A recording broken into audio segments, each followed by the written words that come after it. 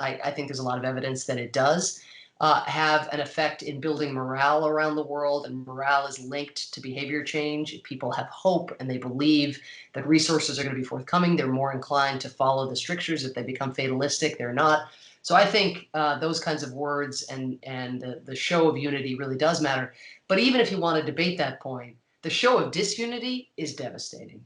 It's devastating for developing countries that already feel completely cut off from the rest of the world because flights have been ended, because factories have ceased production, because there's no way to get your goods to market because the connectivity has shut down.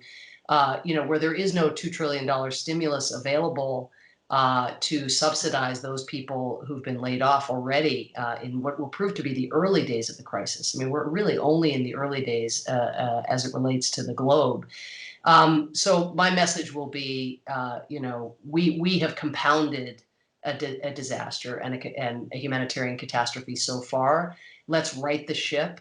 Let's show that the United Nations and each of our national governments were built for moments like this.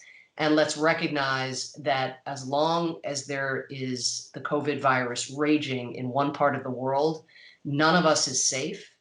And as a result, let's put out the call now for the kind of global coordination and coalition that we need to eradicate the virus, not only in our own neighborhoods, which is, of course, our priority, but wherever it rages around the world.